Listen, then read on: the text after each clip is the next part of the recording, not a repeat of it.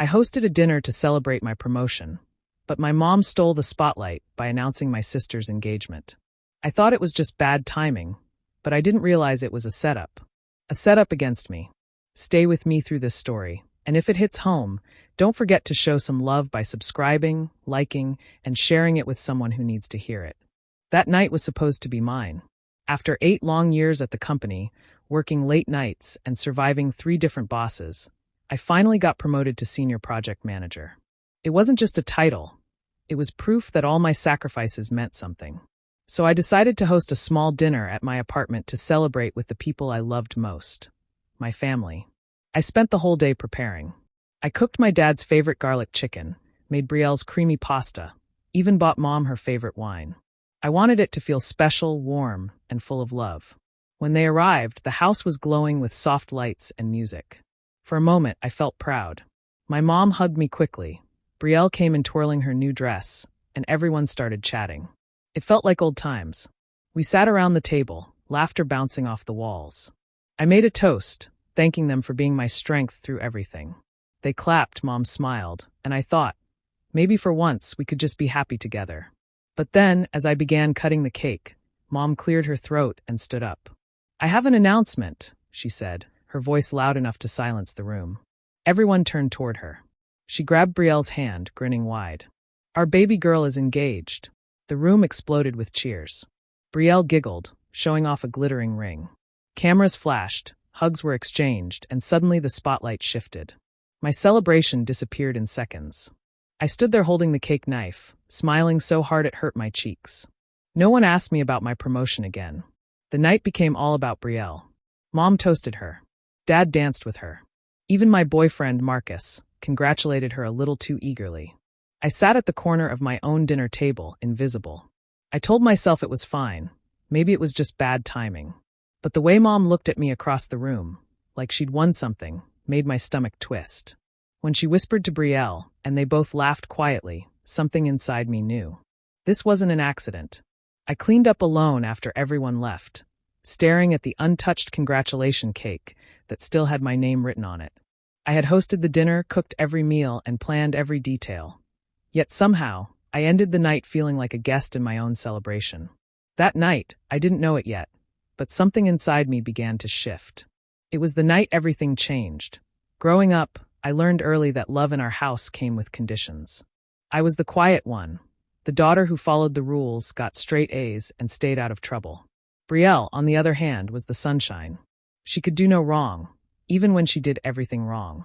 Mom adored her laughter, her boldness, her ability to charm anyone she met. And me? I was just the one who made sure the house didn't fall apart when things went wrong. I remember one summer in Atlanta when we were kids. I spent weeks practicing for a spelling bee. Mom barely looked up when I told her I made it to the finals. But when Brielle got picked as the lead dancer for her school play, Mom took the day off work, bought her a new outfit, and invited all her friends to come watch. That night, while Brielle twirled under the stage lights, I sat in the audience clapping so hard my palms burned. Mom didn't notice me. She was too busy recording every second of Brielle's performance. It was always like that. When Brielle failed a class, Mom blamed the teacher. When I got a scholarship, she said, "Well, that's what's expected from you." At first, I told myself it didn't matter. I was strong, independent, the reliable one. But inside, I was a little girl craving to be chosen. Just once. For something other than my responsibility. Dad used to try to balance things, but even he got tired of the fights. He'd tell me quietly, "Just let your sister have her moment." I did again and again, until it became a habit. I let everyone have their moment. I became the background character in my own story, the listener, the helper, the fixer. In college, nothing changed. Brielle dropped out after a year and came back home like a hero returning from war. Mom threw her a welcome back dinner. I graduated with honors, and she said, "Oh, that's nice, honey." I smiled and told myself I didn't need their validation. But the truth is, every small dismissal left a scar I pretended not to see. When I moved to my own apartment years later, I thought distance would heal it. But during that dinner, when Mom stood up and turned my celebration into Brielle's engagement party, all those years of being invisible came rushing back. The same ache from childhood, the same quiet sting of being the one who gives, while Brielle just shines.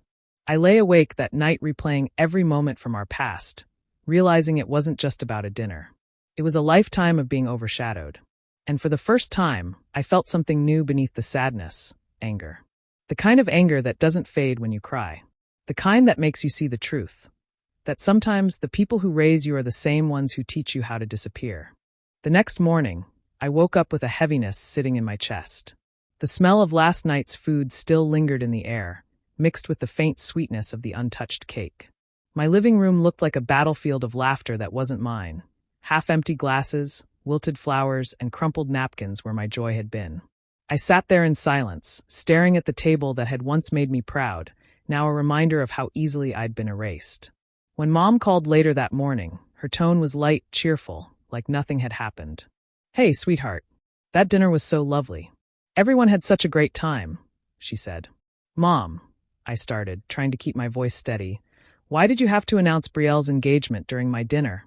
She paused, then gave a small laugh that made my skin crawl. "Oh, Layla, don't be so dramatic. It was just timing. Everyone was already gathered. It made sense to share the good news."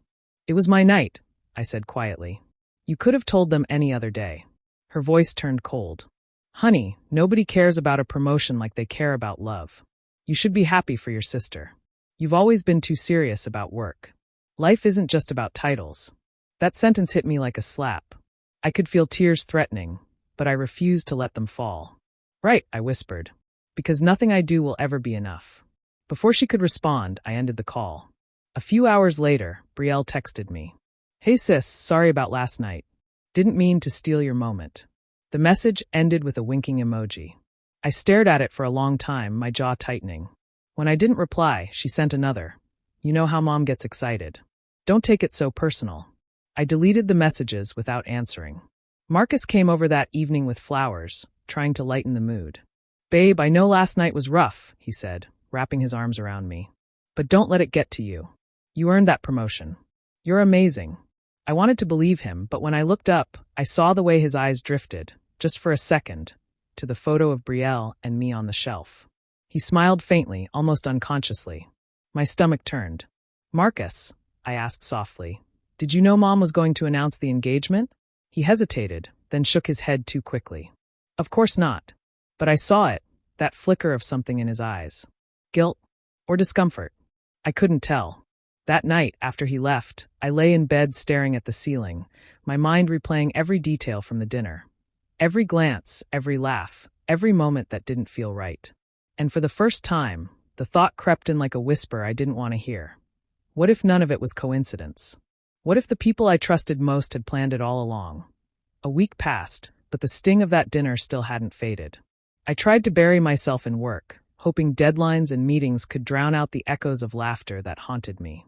But every time my phone buzzed, I half expected another message from Brielle or a call from Mom, pretending everything was fine. I ignored them both. I needed space, or at least that's what I told myself.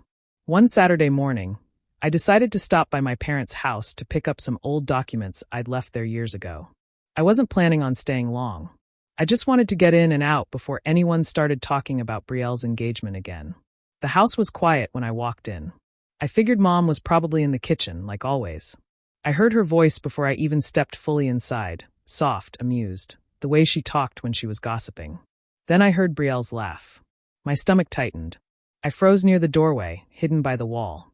"Everything worked perfectly," Mom said, her tone dripping with satisfaction.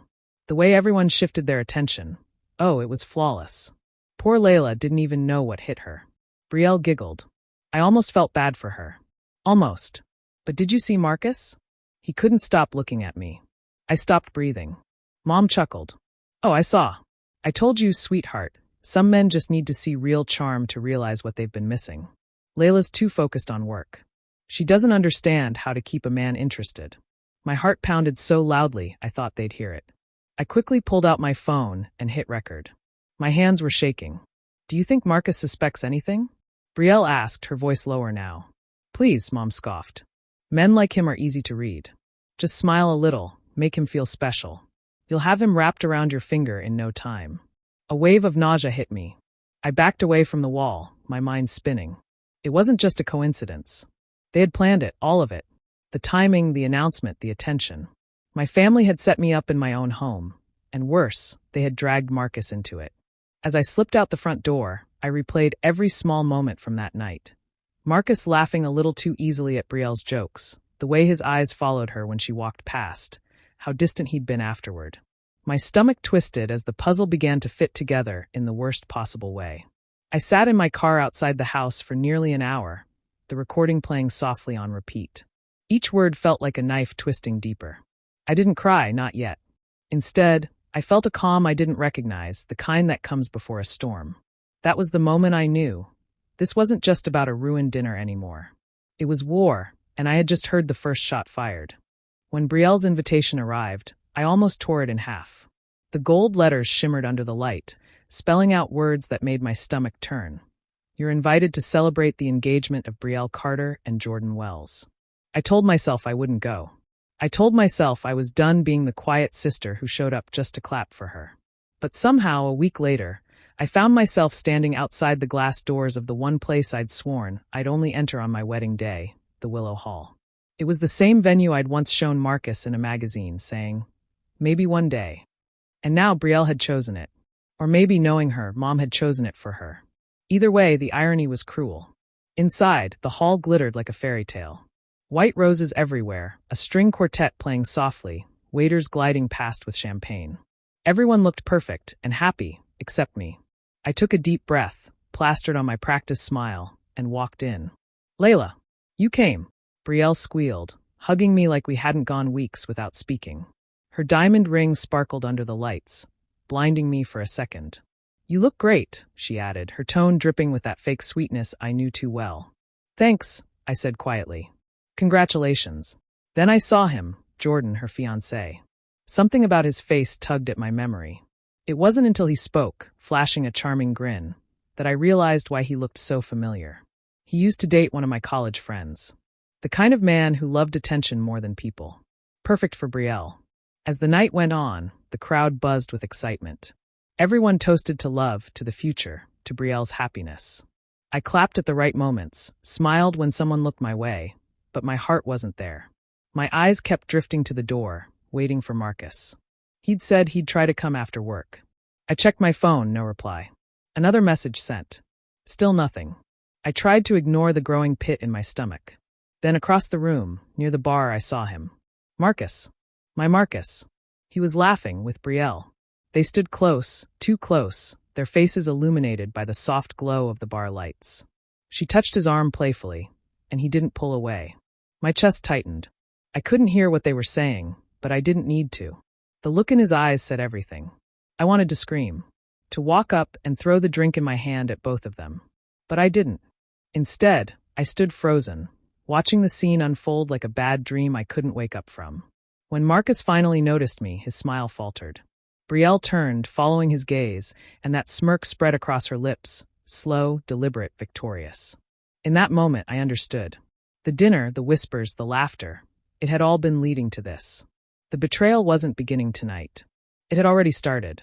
And I had just walked straight into the middle of it, that I didn't sleep that night. I just sat on the edge of my bed, still wearing the same dress from the engagement party, staring at my phone. My messages to Marcus were still unread. The image of him laughing with Brielle replayed over and over in my mind like a loop I couldn't escape. Every time I closed my eyes, I saw the way Brielle had smirked at me. Not like a sister, but like someone who had won. By morning, I couldn't take it anymore. I drove to Marcus's apartment without even thinking. He opened the door looking tired, his shirt wrinkled, his hair a mess. But the moment our eyes met, guilt flickered in his. That was all the confirmation I needed. Were you ever planning to tell me? I asked quietly. My voice was calm, but my hands were trembling. He ran a hand through his hair and sighed. Layla, please. I didn't mean for things to get this messy. Messy, I repeated, my voice cracking. You were flirting with my sister. At her engagement party. He looked down, avoiding my eyes. I didn't plan it. I don't know. Brielle and I started talking before the dinner. She reached out after your mom told her about me. The air left my lungs. What do you mean after my mom told her about you? He hesitated. Your mom said I was a good man, but that I probably wanted someone more feminine. Someone softer. For a second, everything went silent. The world around me faded, and all I could hear was my heartbeat pounding in my ears. "So they both knew," I whispered. "They planned it. They used you to humiliate me." "Layla, it's not like that," he said quickly, stepping forward. I was confused. "You've been so focused on work lately, and Brielle." "Don't say her name," I snapped. The anger in my chest finally broke through the grief. "You were supposed to be my partner, Marcus. My peace. Not another person trying to make me feel small." He tried to reach for me, but I stepped back. "Get out of my life," I said, my voice low, final. I left before he could answer, tears blurring my vision. I didn't know where I was going until I found myself pulling into my parents' driveway. Mom was in the garden, watering her roses like nothing in the world was wrong. "Why?" I asked, walking up to her. She didn't even look surprised. "Because Layla," she said, her voice cool and calm, "you make everything about achievement. You're too strong for your own good. Men like Marcus want to feel needed, not outshined." Her words sliced deeper than anything Marcus could have said. I stood there, shaking, realizing I had spent my whole life trying to earn the love of people who would rather see me broken than proud. That night, I sat alone in my apartment, staring out the window at the city lights. My heart was shattered, but beneath the pain, something else was burning, resolve. They wanted to make me small. They wanted to silence me. But I wasn't disappearing this time. I was going to make them regret ever thinking I would. Layla vanished from her family's circle like a ghost. No more calls. No more family dinners. No more pretending everything was fine. Her silence was her weapon now, sharper than any words she could throw. She moved into a sleek one-bedroom apartment downtown, the kind of place with tall glass windows that caught the sunrise. Every morning, she stared out at the city skyline and whispered to herself, "They think I'm broken. But I'm rebuilding."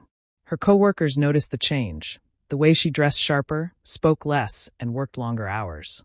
She wasn't trying to prove anything anymore. She was preparing.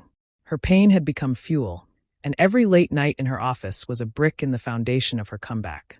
One evening, while scrolling through social media, Layla stumbled upon Brielle's engagement updates. The pictures were nauseating. Brielle in a glittering gown, Jordan kissing her hand, and Marjorie's smug face beaming in the background. The captions read, "So proud of my perfect daughter." Layla almost laughed. Perfect? She saw through the filters and the fake smiles. She'd heard whispers through mutual friends that Jordan's business was drowning in debt, and that Marjorie had been quietly paying for everything, from the ring to the venue deposit. That was when the first spark of an idea flickered. If Brielle's fairy tale was built on borrowed money and lies, it wouldn't take much to make it crumble. She started gathering information, discreetly. A friend in finance confirmed that Jordan's company was tied up in bad investments. Another acquaintance mentioned a partner named Ethan who was growing restless. So Layla found Ethan's LinkedIn and reached out. Not as Marcus's ex, not as Brielle's sister, but as a professional woman interested in collaboration. Their first coffee meeting was purely business. The second one, less so. She learned Ethan was tired of Jordan's careless spending and desperate for stability. Layla didn't have to lie much, just sprinkle truth like salt.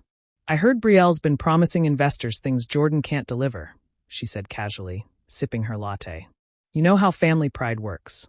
Ethan's eyes narrowed. The seed was planted. Weeks passed. Rumors began circling that Jordan's partner was considering withdrawing from a key deal. Layla stayed silent, but inside she could feel the balance shifting. For the first time in months, she slept peacefully. Still, some nights, the ache returned. The betrayal. Marcus's face when he said he was confused. Her mother's cold words, too strong for her own good. She would stand at her window, watching the city lights blur into gold and silver streaks, and whisper to herself, "You'll see me again.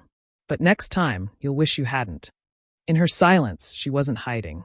She was sharpening her edges, quietly turning her heartbreak into strategy.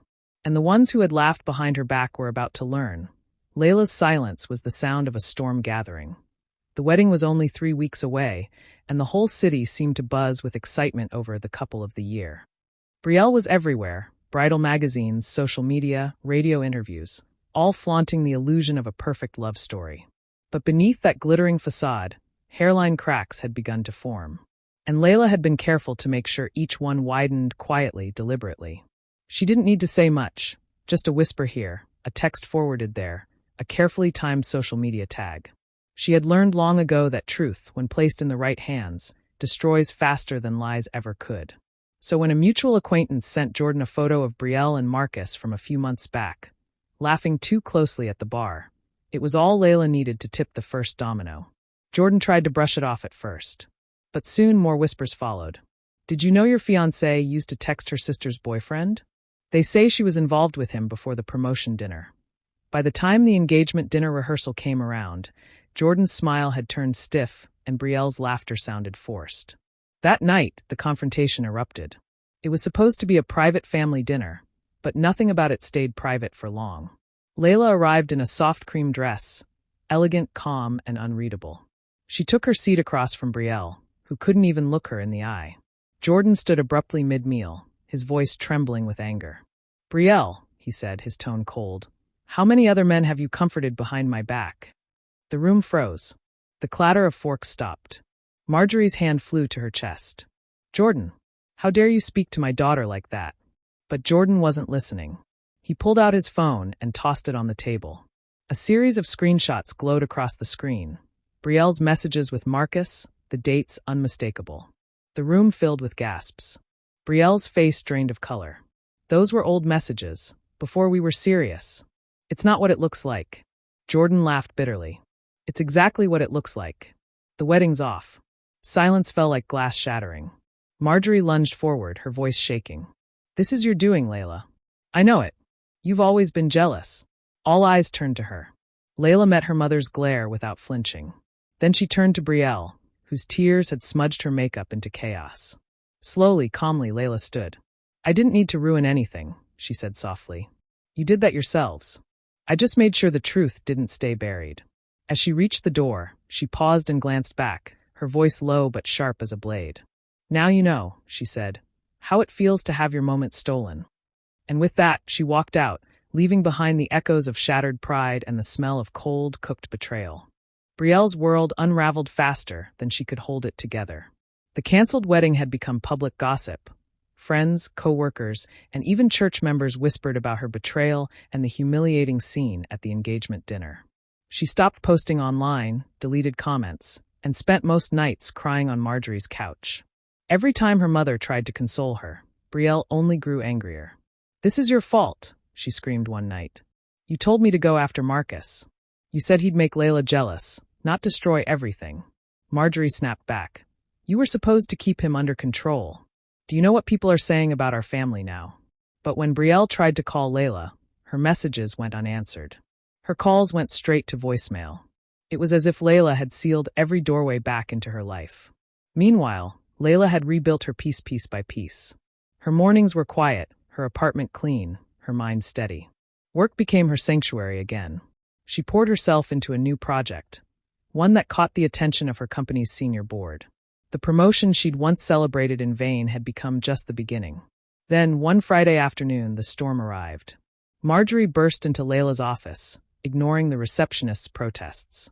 She was dressed impeccably as always, but her eyes were wild, her voice trembling with rage. You think you won, don't you? She hissed. You turned your sister's life into rubble just to feel superior. Layla rose slowly, calm as glass. Her co-workers began peeking out from nearby cubicles. Mrs. Carter, she said evenly, this isn't the place for this conversation. Marjorie slammed her purse onto the desk. You're heartless. I raised you better than this. Layla's jaw tightened.